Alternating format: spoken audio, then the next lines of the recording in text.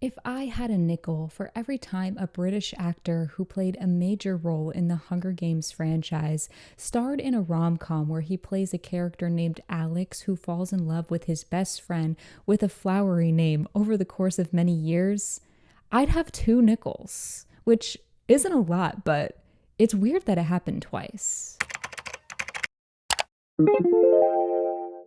It may be winter, but as you can see, I am dressed for vacation because we are talking about People We Meet on Vacation. People We Meet on Vacation is the highly anticipated film adaptation of a beloved book of the same name that was released in 2021 and written by Emily Henry. In recent years, it seems as though rom-coms have become major disappointments as fans of the genre have witnessed many of these movies become poorly written, slapped together, low effort, straight to streaming bores instead of the funny, whimsical, rewatchable movies that they used to be years ago. It doesn't help that the genre has been forever looked down upon by pretentious people who view these stories as lowbrow, silly, frivolous, and only for women. So it's no wonder the people have been yearning for a funny, hopeful story about love. And I think the recent popularity of the TV show Heated Rivalry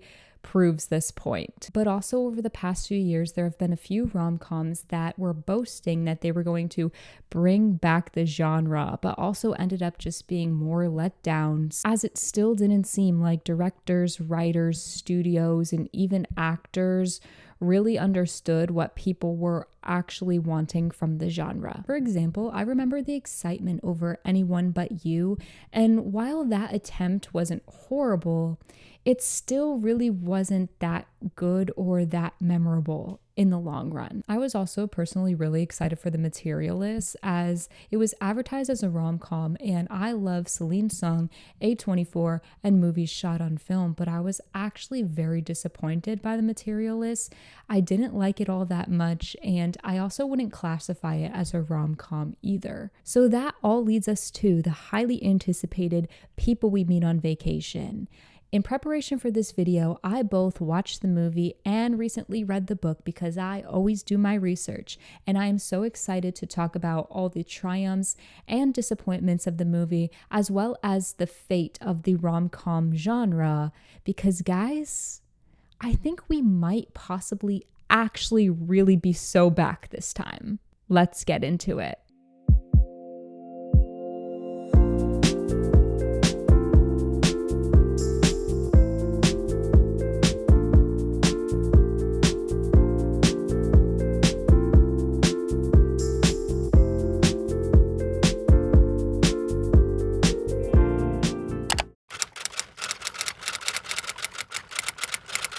Before I get into my thoughts on the movie and the adaptation, I just want to expand upon why I feel the state of the genre has felt so bleak and disappointing lately. I blame studios, executives, and streaming services. Netflix has most recently been at the scene of the crime of trying to ruin the movie-going experience as they have now acquired Warner Brothers. This deal is extremely disheartening to people that love movies because Netflix CEO Ted Sarandos recently said that he doesn't think people want to go to the movies anymore. This statement, I believe, has been proven wrong by the recent popularity of people trying to make movie-going an event. Think what we saw with Barbenheimer, think what we saw with Dune, think people dressing up in suits to go see the Minion movie, the list goes on and on. But Ted Sarandos would rather see that movies go straight to streaming with limited theatrical releases, if any at all. This news has been incredibly disappointing, and bringing this back around to People We Meet on Vacation,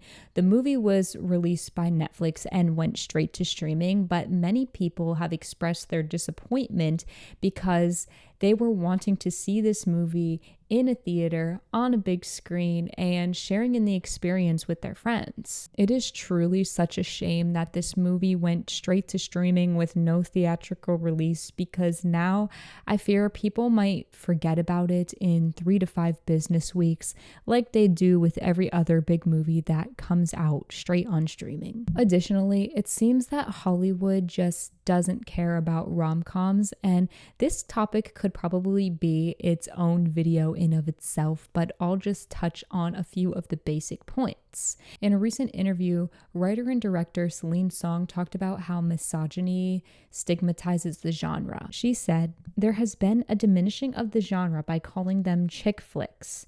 That's often said as if it's not a serious movie." I think part of the overall dismissal of the genre has made it to become overall cliche and stale. Sure, there have always been really bad rom-coms, but there have also been so many classic good ones, and I think the problem is Hollywood has just not been putting in the effort to actually try and make them good. They are simply just writing movies around tropes instead of characters, and they're lazily producing them for a quick life on a streaming platform. The thing is, I personally think romantic comedies can be interesting character studies if done well, because at the end of the day, they are character-driven stories. They can be compelling and full of emotion, whimsy, and life. I read People We Meet on Vacation, which I'll talk more about later, and I thought it was great. However, I think even when there's great source material, the stigma of the genre makes it really hard to produce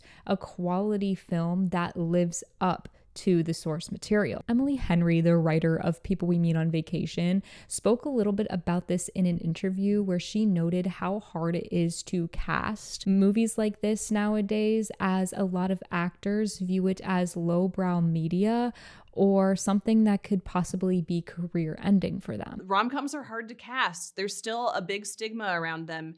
And there are a lot of people who are afraid that if they do one, it's like that could be like the end of their career. That's all they're going to do. In addition, Henry also called out the stigma against the genre in another interview where she stated, "I have a real issue with the fact that a tragic love story is treated as more important or more artistically valuable than a love story that ends in a place of hope and optimism." She really said, you guys are in a crisis. I'm on my way. Like I said, I could probably expand a lot more on a lot of these ideas in another video.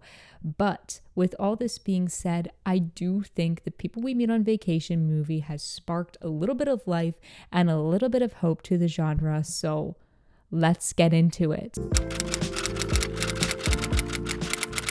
Now I'm so excited to talk about everything I loved about People We Meet on Vacation.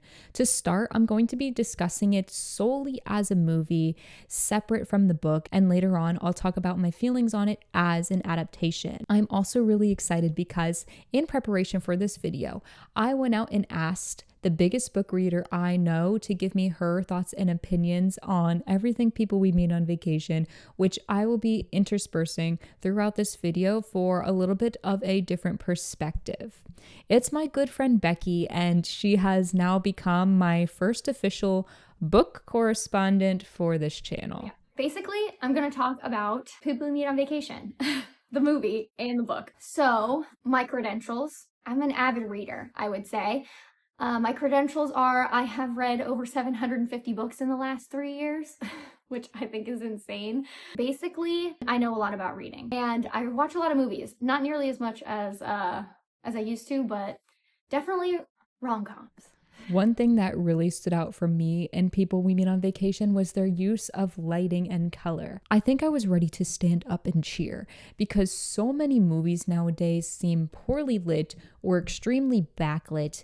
Their colors are all washed out or monotone, and overall they just feel really lifeless. However, I have to give a shout out to the cinematography, production design, set deck, wardrobe, and of course the color grading that went into this movie, because it was not only colorful and whimsical, but it felt like the people working on this movie actually cared because there was intention behind every decision. For example, at the beginning of the movie, Poppy's apartment looks dark and gray to represent that it doesn't really feel like home for her. Later on in the movie, she'll tell Alex that he is home to her, and then at the end of the movie, when we see Alex in her apartment, suddenly it's full of warm light and color to show that Alex makes it feel like home. Also, check out the way they just improved the color in general from these behind the scenes photos of the day when they shot in Barcelona to what they ended up looking like in the actual movie. Use of color is also shown to help tell the story within Poppy and Alex's wardrobe. In many of the vacation scenes that take place in the past, we see Poppy and Alex wearing a lot of orange and blue. Orange and blue are complementary colors, and I believe this decision was made to portray Alex and Poppy's dynamic as two people who are complete opposites but complement each other and work well together in many ways. This is juxtaposed with their wardrobes that take place in the present day summer, as their relationship is not the same as what it used to be. Things are more awkward between them, and this is reflected in their wardrobe as they're seen wearing a lot of neutral tones, beiges and whites with the occasional earthy green. I also love how wardrobe used red to symbolize love for Poppy. In the very scene after Poppy first tells Alex that she loves him, we see her wearing a red dress for the first time. Later on, at the end of the movie, when she runs to confess her feelings for Alex, we also see her wearing red again. And those are the only two times we see her wear red in the entire movie. This kind of reminds me of Parks and Rec, where every time Leslie has an important moment in her life, she's seen wearing some kind of red. There are also a few standout lighting moments for me.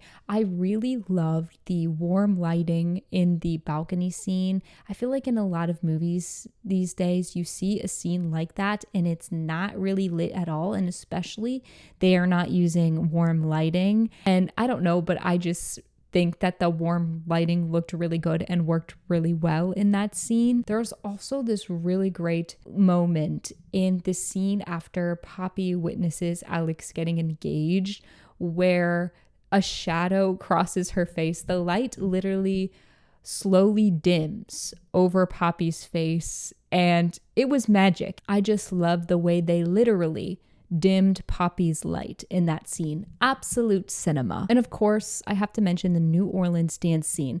That scene on its own is 5 out of 5 stars, no notes, but I think the lighting and the cinematography just really elevates it to the next level because it just looks so colorful. And I think that was done on purpose to represent like them really realizing that they're falling in love, or at least Alex is, because Tom Blythe has this great look at the end of the scene. But the color in the scene, it is so colorful. And I know that People We Meet on Vacation is not the first movie to use lighting and color in this way. It's not even the best lighting and color that I've ever seen in any movie ever. But I think why I'm praising it so much is because nowadays in a lot of movies, especially ones that just get thrown straight on a streaming platform, it seems as though the people making the movie don't care as much about the lighting and color, as everything just looks so bleak or poorly lit. There's no color, there's no fun. And I love that this is a rom-com that is fun and whimsical, and the cinematography reflects the tone of the movie.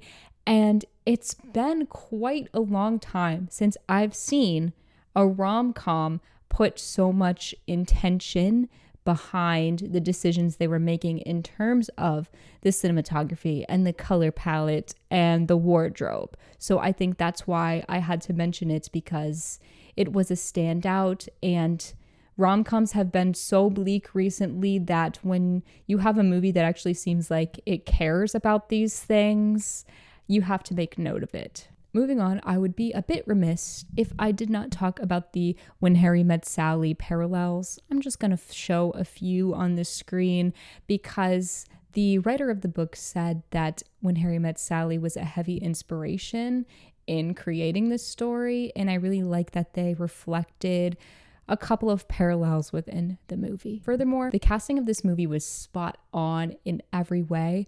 Emily Bader was a standout for me. She really carried this movie, and I'll talk a little bit more about Poppy as a character when I get more into the movie as an adaptation. But I think as much as I like Poppy as a character, I think the wrong actor in there could have made Poppy annoying. She could have made her more manic pixie dream girl. She could have made her like a caricature, but I think Emily Bader has this charisma. I was charmed by her the entire time. I was fully on board the second she graced the screen with her presence. And I think she brings this grounding to the character that makes the character feel more like a real person. Somebody who is a bit eccentric and quirky, but also she doesn't feel like a caricature of a person. And I think Emily Bader, her comedic timing was so good. I have not seen her in anything else, and I know she's in My Lady Jane. This movie made me want to watch My Lady Jane because I want to watch more stuff with Emily Bader in it. Tom Blythe as Alex was also really great. I think the subtle choices that he made and his mannerisms really fit the character so well. It's almost as if the casting director shook the book and Tom and Emily fell out. But it's not just them. I also have to mention the supporting cast because I think they really got so many great people that really embodied these quirky supporting characters, including Lucas Gage as the water taxi guy. I thought he was so funny and I thought he fit that role so perfectly. And I think my most favorite casting decisions in terms of the supporting characters has to be for Poppy's parents.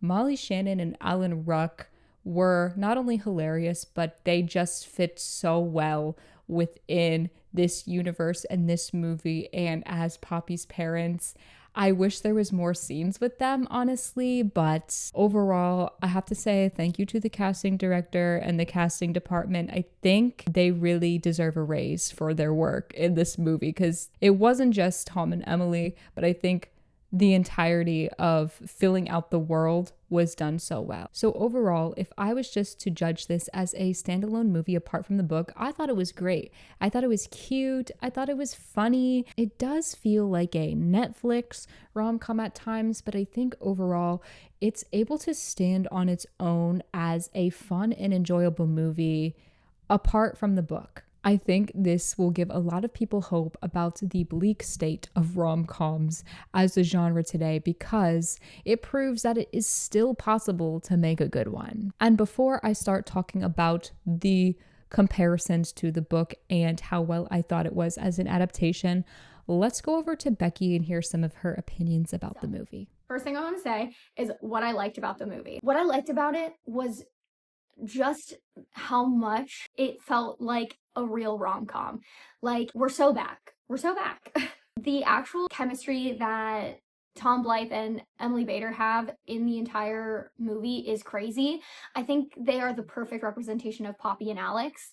I cannot picture anybody else in their position. Like, I can't picture anybody else. It's perfect. My favorite scene from the movie was probably the entire sequence of them in New Orleans. I loved everything about that. I think it was so good. I loved it so much. I've also been to New Orleans, so the place where they got beignets, I literally was there like not that long ago and I was freaking out. I'm like, I've been there. So I loved that. What I didn't like about the movie was the second half felt so rushed. The entire second half is like very sped up and I feel like it happens really quickly. So I didn't really like how much it was sped up. I do think that this movie could have been about 8 hours and I probably would have ate up the whole thing. I could have been way longer and I would have been happy. They also could have done beat for beat the exact storyline from the book to the movie and I would have ate that up too. Mainly because I think that the casting was so perfect. As an adaptation, I think People We Meet on Vacation does quite a decent job.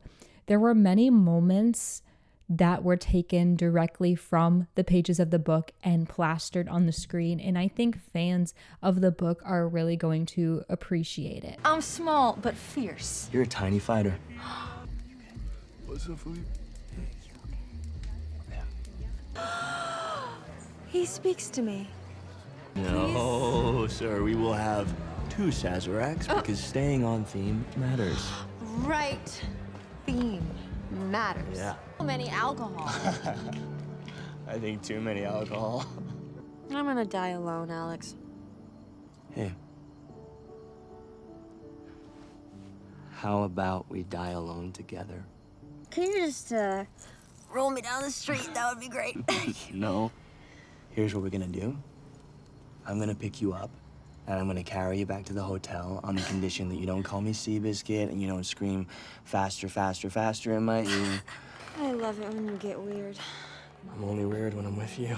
You're not a vacation to me, Alex. You're home. And I think that I'm not for you too. However, there were quite a lot of changes, some that I liked and some that were a bit disappointing. Overall, while I think the movie was great, obviously, and I had a fun time, the biggest loss that I felt between the book and the screen was I don't think the movie quite captured the depth, the angst, the tension, and the emotional stakes quite like the book does. For logistical reasons, they could not shoot the movie in Palm Springs, which is where most of the book takes place, so they changed that location to Barcelona. I didn't really have a problem with this, as I don't think that was such a big deal of a change for me. And one of the changes that I actually liked that's different from the book was Alex's brother David actually inviting Poppy to the wedding and insisting that she comes. Whereas in the book, it's more so Poppy is really trying to rekindle her friendship with Alex and get that relationship back. So she finds out that he's going to Palm Springs for his brother's wedding, and she convinces him to extend his time before the wedding so they can hang out again like they used to. And then after David finds out that Poppy and Alex are hanging out again, that's when he invites her to the wedding.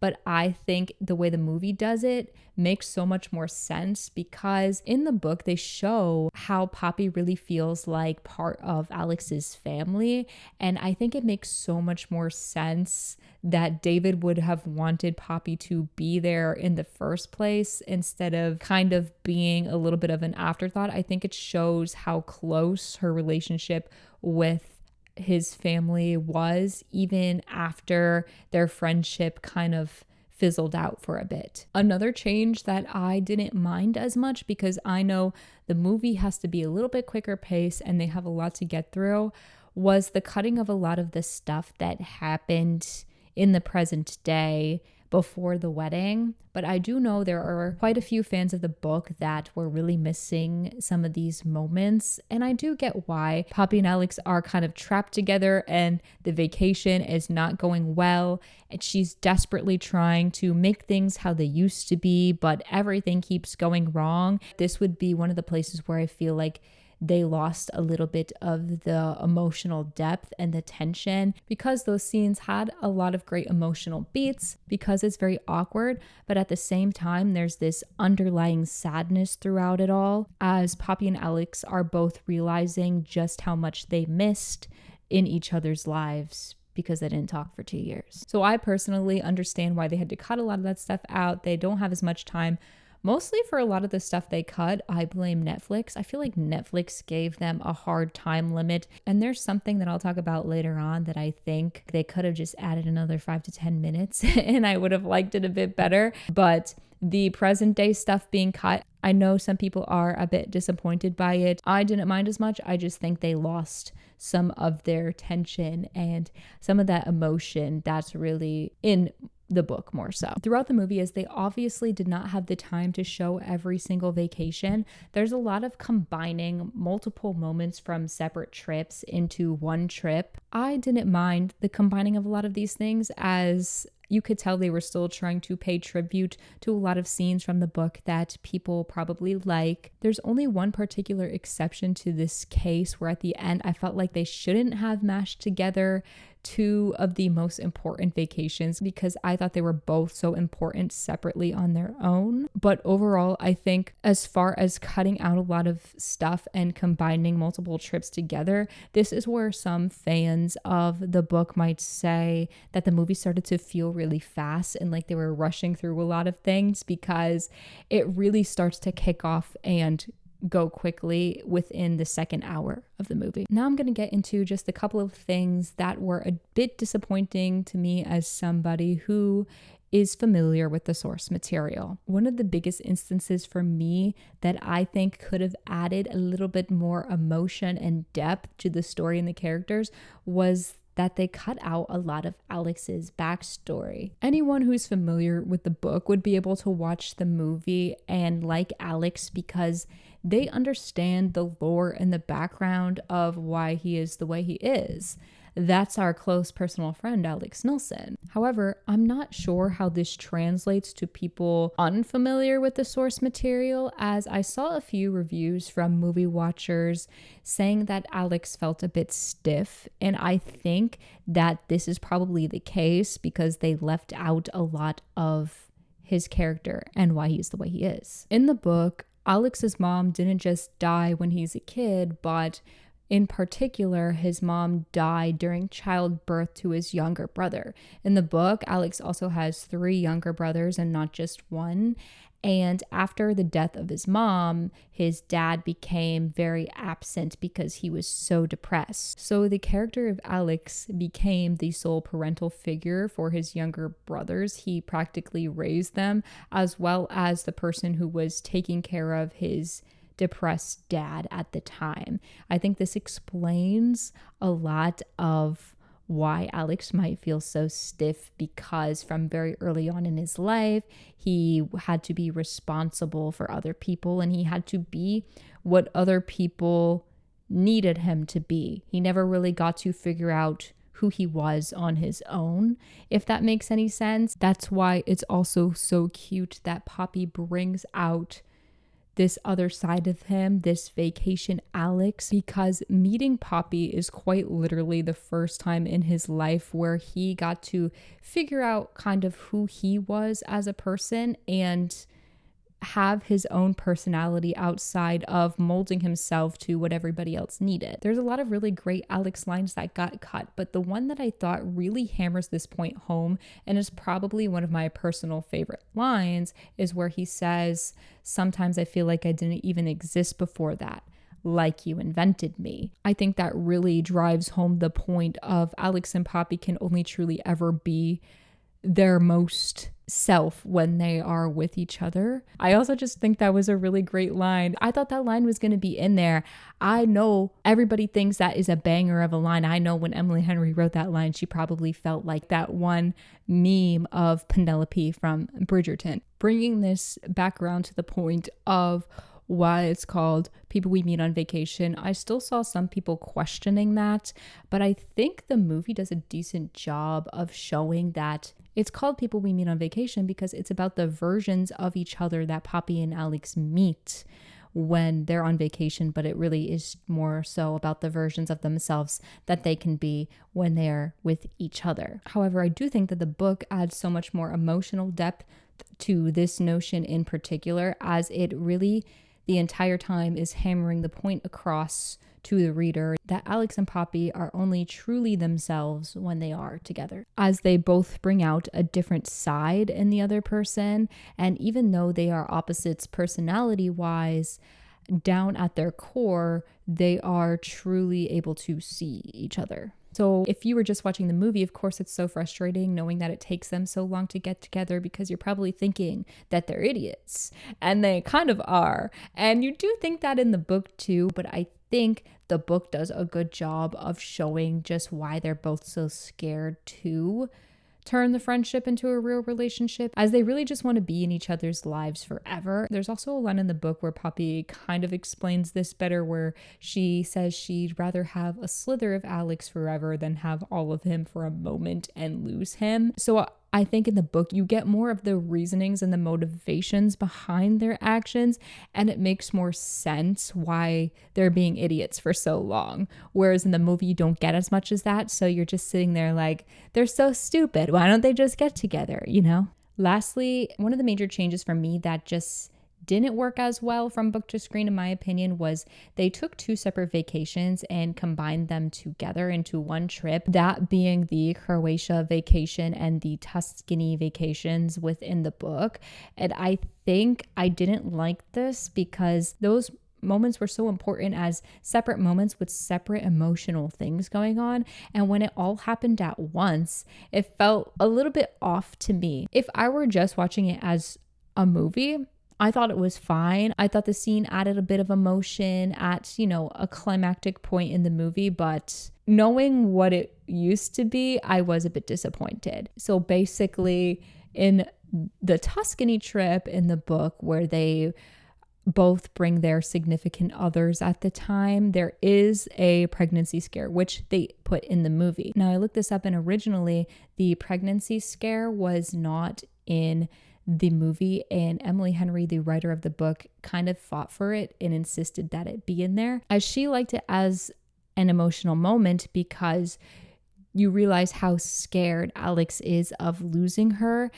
But I think without the proper Alex backstory, I'm not sure if this scene makes the emotional impact that it does in the book, because in the book, the reason why Alex is so emotional and he actually cries in front of Poppy for the first time, and it's not because he was so relieved that she wasn't having a baby with another person. Now, let me just tell you straightforward, this man was fully ready to drop everything to help Poppy raise this baby, okay? He's emotional because of the way that his mom died, and then seeing that Poppy might be pregnant brought up these feelings of what if something happened to her too because of the pregnancy. And he's so relieved when he finds out that she's not pregnant.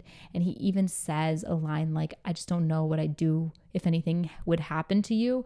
And I think if they were going to include the pregnancy scene, maybe they should have included a little bit more about Alex's backstory, because I really think when you get to the bottom of the reason why he acts the way he does in that scene is not simply just because of the relief that he's not going to lose Poppy because she's pregnant with somebody else's baby, but it was the relief that the possibility of something bad happening to Poppy because of the pregnancy wasn't there, if that makes any sense. It's way more emotional and has a little bit more emotional weight. In the book, after this happens, when Alex gets back home a few days later, he goes and gets a vasectomy, and that also was not included in the movie, which a lot of people wanted in the movie. I saw multiple reviews about there being justice for the vasectomy, and I would have to say I agree, because I think the vasectomy plotline is so important to see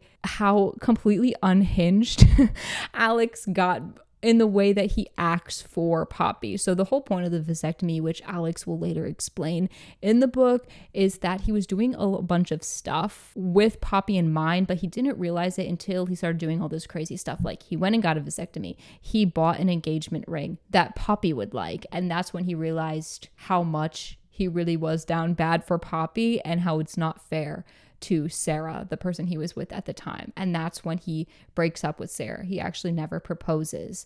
Now, in the movie, in the Tuscany trip, he does propose. And there are a lot of fans of the book that are also mad because they say Alex would never have proposed on a sacred vacation. I would have to agree. This is where I separate the book and movie into two different entities, because I would say book Alex would never, but movie Alex did. And I kind of get it overall with that scene and the emotion behind it. And maybe, he ran off and proposed because of all the stuff that was going on and he wasn't thinking right. I can see that side of thinking, but I can also stand with the fans and their, disappointment that was included, especially on a vacation, because Alex would have never proposed on a vacation which him and Poppy both view as like their sacred friendship thing. But the reason why I like that it was in the movie is specifically for that shot that I mentioned earlier, where you see the light dim on Poppy's face. That shot is so good. If the movie had to be that way in order to get that shot where we see Emily Bader and the light dim on her face and we see her reaction to it, which I really liked, then so be it. Let the scene be in the movie. And this is where the separation of book Alex and movie Alex really happens, because I don't think book Alex would have proposed to Sarah, but I do like Emily Bader's acting, and I do like the reaction shot of Emily Bader. So I guess we can keep it in. The other part that they mash together is the friendship breakup, which stems from the almost kiss that happens after the pregnancy scare in the movie. That's what I mean. It was a lot happening at once, a lot of different emotions happening at once.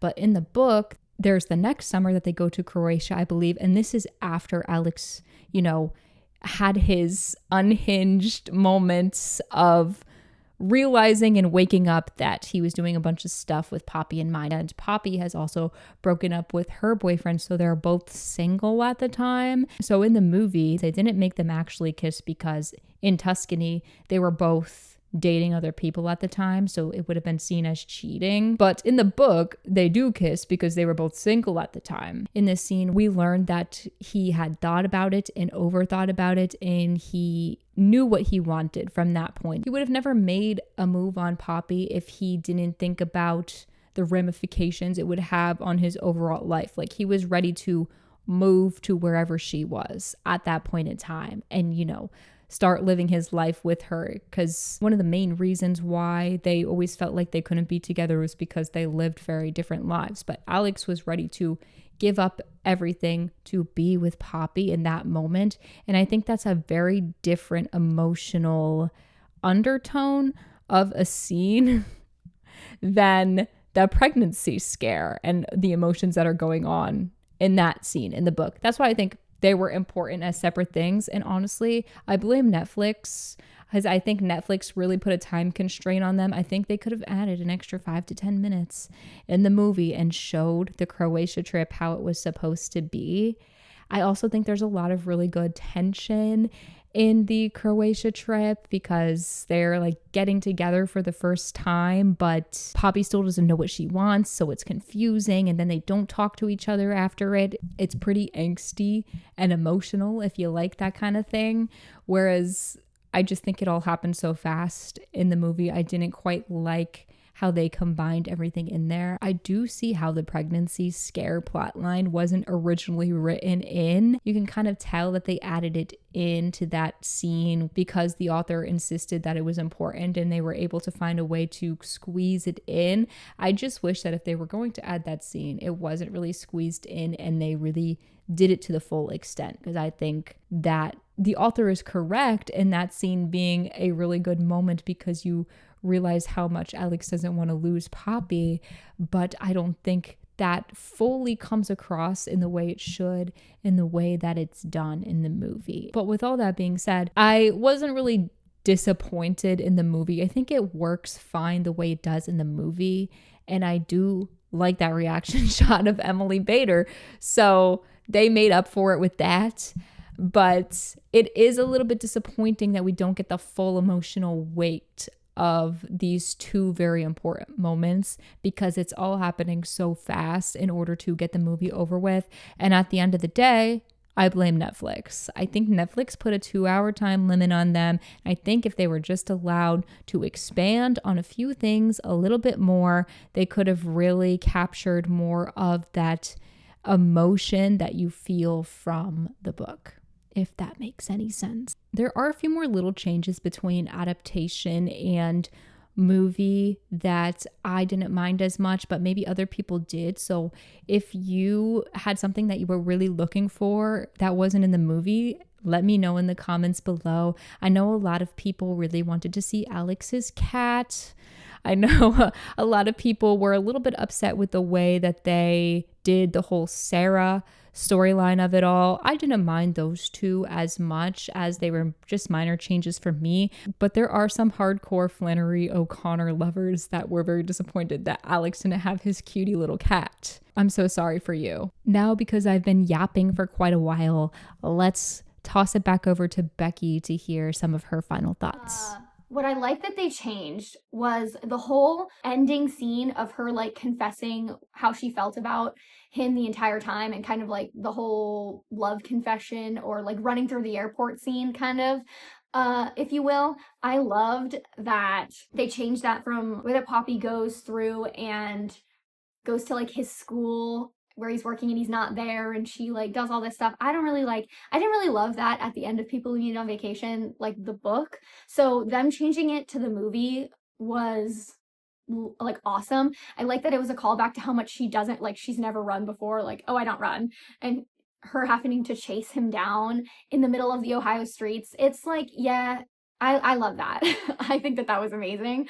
And the reason why I think that The movie is like, I'm glad that this movie came out. It makes me feel things because I love Emily Henry as an author. And I think that like having her books come to life is so important. And I think it could really be so good. But you've got things like Netflix, and Netflix just does not handle their shows, their movies, anything with the care that it deserves. I've seen many of the Netflix bad rom-coms in the past, and they do not handle them like people actually enjoy rom-coms. I can compare it to the Hallmark movie of it all, where Hallmark is kind of bad. They make really bad like romance movies that are kind of just like silly, but they know how to make a romance, and they know how to make it with at least a little bit of care. Whereas I think Netflix understands like, hey, we make bad romance movies, but they don't understand that the reason why Hallmarks are bad is because they just copy and paste the same thing over and over again, not because they don't understand what the audience wants. Netflix has so much money. They could do so much more with what they have, but they don't. And I think it's missed opportunity after missed opportunity. And I think that Netflix is slowly like declining in quality because they're so quantity over quality. You know, they just want to pump out 150 Christmas movies a year, but not caring about like, hey, maybe let's make a good one. Let's just get people on board and do whatever we want. You know, I don't know. Netflix is the downfall of most of cinema, I think. Which leads me to say that People We Meet on Vacation should have been a theatrical release. I will die on this hill. I will die on this hill that it should have been theatrical. I wanted to sit in a theater with my popcorn. Now, was I happy to sit in my couch and watch it? Yeah, but like I kind of missed the theater experience. And I think the theater experience as a whole is very important to cinema because being around other people while you're watching a movie is fun. It's a lost art, the theater. And I think that being there is way more fun. Now, do I enjoy watching a movie at home? Yeah, but I enjoy watching it a second time at home, understanding what's going on, getting a DVD and putting it in, you know? I think it's way more exciting to do that. Whereas like when you go to a theater, I want to see people, you know, jumping up and down excitement like they did in Avengers Endgame. You know, there's just like there's a lot of nuances to that, I guess. And I kind of miss the art of watching a movie in theaters. That's it. Okay, bye.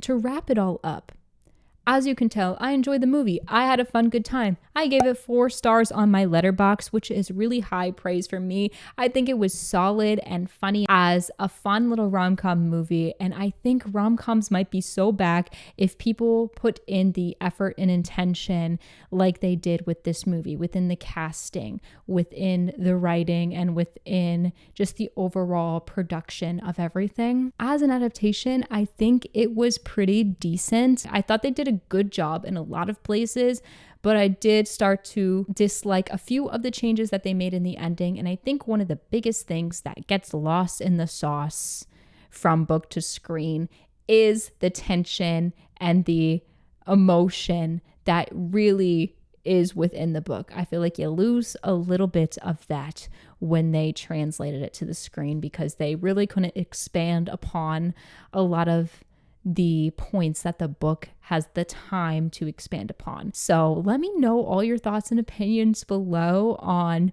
the movie and the adaptation. Did you read the book or did you just watch the movie? What did you think of it as a movie? What did you think of it as an adaptation? Did watching the movie make you want to read the book? Do you also feel like rom-coms might just be so back? Let me know all your opinions below. And that's all I have for you today. So thank you so much for watching. Don't forget to leave a like on this video if you like this video. Check out some of my other stuff. And if you like some of my other stuff, you might want to subscribe to my channel so you always know when I post a new video. And with all that being said, I will see you in the next one.